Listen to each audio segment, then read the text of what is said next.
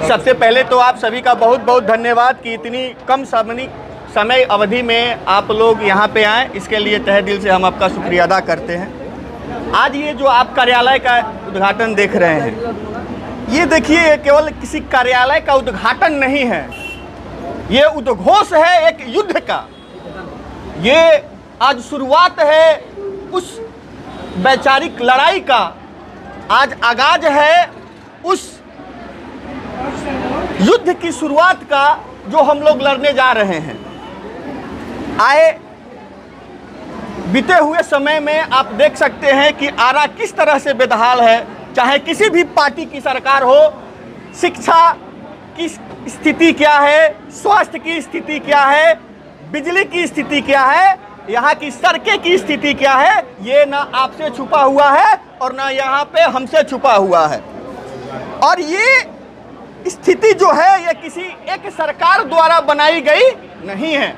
यहाँ पे जो भी हमारी पार्टियां हैं, प्रमुख पार्टियां, वो सभी पार्टियों के यहाँ पे विधायक रह चुके हैं, उन पार्टियों के यहाँ पे रहनुमा रह चुके हैं।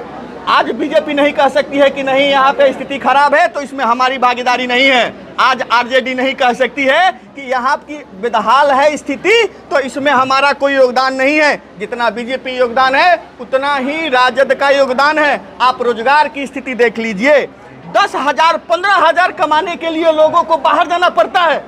आप सोच के देखिए क्या हम विकास करेंगे जहाँ पे लड़के कितना भी पढ़ने में मेधावी क्यों ना हो, उनका 90% क्यों ना आया हो, लेकिन वो सोचते हैं कि अब पढ़ाई कैसे कर पाएंगे। वो काम करते हैं 10-15 हज़ार की नौकरी राजस्थान, हरियाणा, दिल्ली, कलकत्ता में जाके कर लें। सोच के देखिए आज हम पिछड़े क्यों हैं। क्यों कि यहाँ पे अगर रोजगार की व्यवस्था रहती, 10-15 हज़ार की व्यवस्था होती तो हमारे बच्चे कमाते भी और हमारे बच्चे कमाने के साथ साथ, रोजगार करने के साथ साथ यहाँ पे पढ़ाई भी करते। देखिए आप लोगों में से बहुत लोगों को पता है, हम तो एक बैंकर हैं भाई, एक अच्छी खासी नौकरी कर रहे थे, 9 to 5 की जॉब थी। तो हमारे घर वाले और हमारे साथियों ने पूछा कि क्या ज़रूरत है आने की। आप एक अच्छी खासी नौकरी कर रहे हैं, 9 to 5 की जॉब है, एक सामान्य परिवार, फौजी के लड़के हैं हम, मेरे पिताजी सिपाही से रिटायर हुए हैं मिलिट्री से। वैसी परिस्थिति में पढ़ लिख के एक अच्छा मुकाम हासिल करना, किसी बैंक में 3 राज्यों का संचालन देखना, ये एक बहुत बड़ी बात है हम जैसे साधारण परिवारों की। तो लोगों ने पूछा हमसे सबसे पहला प्रश्न कि क्या ज़रूरत है आपको इस पॉलिटिक्स में आने की, आप जितना कमाएंगे उससे ज़्यादा आपकी तनख्वाह है, सैलरी है। तो मेरा जवाब था कि माई हमार कहले रहे कि बबुआ रे कर्जा कबो मत खाई है, कबो मजबूरी में कर्जा खाए के पड़ियो गई तो जितना जल्दी हो सके उतार दी है। तात्पर्य यहाँ ये है कि हम जैसे मिडिल क्लास लोगों को बहुत कर्जा होता है हमारे माथे पे। किस चीज़ का कर्जा? हम सरकारी स्कूल से पढ़े हैं भैया, 1 रुपया भी फीस नहीं देते थे। यहीं आरा का जैन स्कूल है, 10 या 20 रुपया उस समय फीस लगता था। तो वो पैसा किसी तो किसी का होगा, टैक्स पेयर का होगा। सोच के देखिए, हम जिस अस्पताल में इलाज कराते थे, भले ही बेदहाल हो क्यों ना हो, लेकिन वहाँ हम पैसे नहीं देते थे। सदर अस्पताल आरा में इलाज करवाते थे तो कहीं ना कहीं वो किसी टैक्स पेयर का है, समाज का पैसा है। तो वो समाज का पैसा था, वो समाज का कर्जा है मेरे ऊपर। आज हम समर्थवान हैं, आज हमको लगता है कि हम समाज को कुछ दे सकते हैं, तो अब हम उसी समाज का कुछ दायित्व निभाने के लिए आए हैं। भले हमें कुछ दिक्कत परेशानी हो जाए, कोई दिक्कत नहीं है। अरे यही था, बड़ी गाड़ियों में घूमते थे, अच्छी नौकरी कर रहे थे। नहीं, लेट मी कंप्लीट फर्स्ट। आपको जो भी क्वेश्चन होगा वो बोलिएगा। हमें कठिनाई होगी, हम सहमत हैं, लेकिन हमारे आने वाली पीढ़ियों को कोई दिक्कत परेशानी ना हो।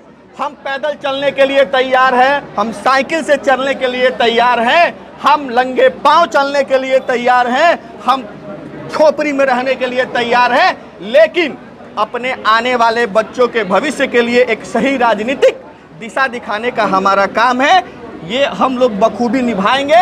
यही हमारा आज से एक शुरुआत कह सकते हैं। हाँ प्लीज़।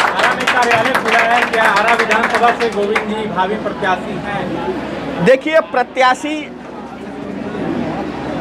पार्टी तय करती है कि कौन हमारा प्रत्याशी होगा, लेकिन हाँ, हमें लगता है कि हाँ, हम कुछ अच्छा कर रहे हैं और हम किसी पद पे रहते हुए और अच्छा कर सकते हैं। हमने जब यहाँ देखा तो हमें ये अनुभव हुआ कि जब आप किसी पद पे नहीं हैं तो आप कितना दे सकते हैं समाज को, और जब कोई पद आपके पास आ जाए तो आप कितना अच्छा कर सकते हैं। तो ज़रूर पार्टी अगर निर्णय लेती है तो हम इसका स्वागत करते हैं। आज आपका कार्यालय खुला, इस कार्यालय को खोलने का मकसद क्या है? पहले से तो यहाँ पे जिला स्तर पर कार्यालय था।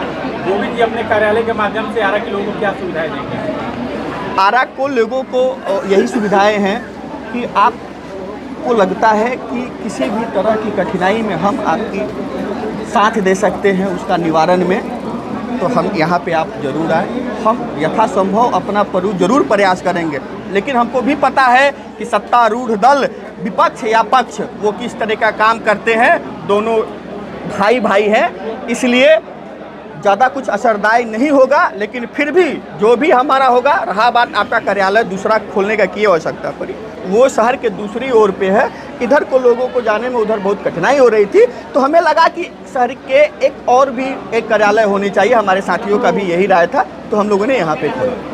आपको ऐसा क्या जन स्वराज में देखा जो आप जन स्वराज को ही आप पार्टी में ज्वाइन करना चाहें, विकास बिहार के विकास के? देखिए, सबसे पहला आपका बहुत बहुत धन्यवाद। ये एक सही क्वेश्चन है। जब हमने ये तय किया कि हमें अपना एक राजनीतिक और सामाजिक जीवन व्यतीत करना है, तो जन स्वराज ही क्यों, अदर पार्टियां हैं, why not BJP, Congress, JDU, है ना, आरजेडी। देखिए, जन स्वराज एकलौती ऐसी पार्टी है, आप हमारे बात से एकदम सहमत होंगे, जो न जात की बात करती है, जो न धर्म की बात करती है। हम बात किस चीज़ की करते हैं? हम बात करते हैं शिक्षा की, हम बात करते हैं रोजगार की, हम बात करते हैं स्वास्थ्य की। आप बता दीजिए एक भी पार्टी का नाम जन स्वराज को छोड़ के जो जाति की बात नहीं करती हो, धर्म की बात नहीं करती हो, केवल शिक्षा और रोजगार और इस सब की बातें करती हो। तो आप खुद से ही आपको आंसर मिल जाएगा कि हमने जन स्वराज क्यों ज्वाइन किया। और हम ही नहीं, आज आरा बिहार की हर एक जनता, हर एक नौजवान ये चाहता है कि हाँ, हम जन स्वराज में आए, और वो जुड़ रहा है। जन स्वराज में महात्मा गांधी और अम्बेडकर दोनों का पोस्टर लगा हुआ है। हमारे हिसाब से तो किस विचारधारा को जन स्वराज फॉलो करके दोनों को पोस्टर पे लगाया हुआ है? क्योंकि दोनों विचारधारा अलग अलग है। महात्मा गांधी का विचारधारा अलग था और अम्बेडकर का विचार अलग था, लेकिन दोनों को पोस्टर पर लगाने का जन स्वराज का क्या विचारधारा है? एकदम सही क्वेश्चन है। देखिए, कुछ चीज़ें होती है, यहाँ पे इतने सारे लोग हैं, कुछ अच्छाइयाँ इनमें हैं, कुछ अच्छाइयाँ हम में हैं, कुछ अच्छाइयाँ यही हैं, है ना, ठीक है। अभी उसी पे आते हैं। तो अभी पे क्या है ना कि हम जो जन स्वराज में जिस तरह का हमारा लक्ष्य है और जिस तरीके का है, तो हम कुछ अम्बेडकर की अच्छाइयों को लेके चलते हैं, कुछ गांधी की अच्छाइयों को लेके चलते हैं, और उनका एक कह सकते हैं कि मिश्रण है। रहा बात आपका सवाल है कि अम्बेडकर की क्या, कौन सी अच्छाई है? अम्बेडकर की ये अच्छाई है कि दबे कुचले और शोषित लोगों की आवाज़ उठाना, ये हमारा अम्बेडकर से लिया हुआ सिद्धांत है। धर्म के बल पे राजनीति नहीं करना, ये हमारी गांधीवादी है। ये सारी चीज़ें हम जन स्वराज के लोगों के बीच में लाए हैं। बहुत बहुत धन्यवाद। सर, एक और सवाल है, कई सारे प्रत्याशी मैदान में है जन स्वराज की ओर से, अगर टिकट नहीं मिलती है तो आप समर्थन करेंगे या बगावत करेंगे? क्या बात करते हैं, बहुत सारे प्रत्याशी, अभी देखिए प्रत्याशियों की घोषणा नहीं हुई है। स्पष्ट समझ लीजिए, आप स्पष्ट समझ लीजिए, पार्टी फोरम है, यहाँ एक वेल डिसिप्लिन, अगर अभी कह सकते हैं तो आज के समय में सबसे ज़्यादा अनुशासित अगर कोई पार्टी है तो वो है जन स्वराज। यहाँ एक क्राइटेरिया बना हुआ है कि किसको टिकट मिलेगा, किसको नहीं मिलेगा, वो उनको तय करने दीजिए। हम और आप कौन होते हैं ये सब बात करने के लिए।